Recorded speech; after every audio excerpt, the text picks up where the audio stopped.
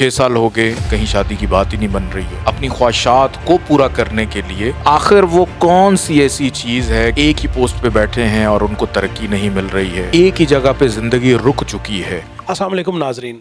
ہر شخص کی یہ خواہش ہے کہ اللہ پاک اس کو عزت دے, شہرت دے اور کشادگی رزق دے, فتح دے, کامیابی دے زندگی کے ہر اس شعبے میں جس میں وہ چاہتا ہے. لیکن قسمت, تقدیر, مقدر آڑے آ جاتا ہے یا اس کا وہم ہو جاتا ہے.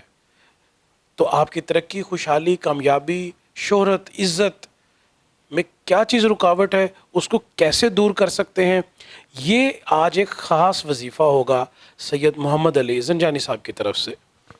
بہت شکریہ بخاری صاحب آپ کا. عزت ہے, شہرت ہے, مرتبے کی بلندی ہے, یہ ساری کی ساری چیزیں انسان کے سوچ کے نام ہیں کہ انسان جب تک دنیا میں حیات ہے وہ عزت بھی چاہتا ہے, پیسہ بھی چاہتا ہے, شہرت بھی چاہتا ہے, اور یہ بھی معلوم ہے کہ دینے والا جو ہے وہ صرف ایک ہی ہے, وہ اللہ کی ذات ہے. تو اللہ کی ذات انسان کو بڑے مواقع دیتی ہے کہ وہ اپنی زندگی میں آسائش کے لیے, اپنی زندگی میں بہتری کے لیے, اپنی خواہشات کو پورا کرنے کے لیے اپنی محنت کو اور محنت کا جو حصول ہے, جو اس کا فائدہ ہے وہ اس کو ملتا رہے, صلہ اس کو ملتا رہے. تو آج ان لوگوں کے لیے خاص طور پہ جو کہیں نہ کہیں اپنی زندگی میں اپنے آپ کو ناکام سمجھے ہوئے بیٹھے ہیں, یا ایک ہی پوسٹ پہ بیٹھے ہیں اور ان کو ترقی نہیں مل رہی ہے, یا ایک ہی جگہ پہ زندگی رک چکی ہے. رشتہ ہے, 6 سال ہو گئے کہیں شادی کی بات ہی نہیں بن رہی ہے. اولاد ہونی ہے, اولاد نہیں ہو پا رہی ہے, یا پروموشن چاہیے, پروموشن نہیں ہو رہی. پھر بہت سارے ایسے لوگ میرے سے پوچھتے ہیں کہ جی 4 سال سے ہم اٹلی کا, اسپین کا, یورپ کا ویزا اپلائی کر رہے ہیں, ہمارا ویزا ریفیوز ہوتا جا رہا ہے. آخر وہ کون سی ایسی چیز ہے کہ جس نے زندگی کے اہم ترین کام کو ایک جگہ پہ آ کے روک دیا ہے؟ اسی اہم ترین کام کو انجام دینے کے لیے ایک ایسا خاص وقت آ رہا ہے. یہ عمل کیا جاتا ہے شعبان کے آخری 7 دن, کہ رمضان سے پہلے جو 7 دن ہوتے ہیں شعبان کے, اس کے اندر ایک ایسا عمل, ایک ایسا وظیفہ کیا جاتا ہے. بلکہ میں ان خواتین سے بھی کہوں گا کہ جو اپنے شوہر کی ترقی کے لیے کرنا چاہ رہی ہیں, ان بہنوں سے, ماؤں سے بھی کہوں گا کہ جو اپنے بھائیوں کے لیے یا اپنی اولاد کے لیے بھی کچھ کرنا چاہ رہے ہیں, یا کوئی کسی کے لیے کچھ کرنا چاہ رہا ہے, تو آپ اس عمل کو ان کی نیت سے بھی کر سکتے ہیں, کوئی اس میں پابندی نہیں.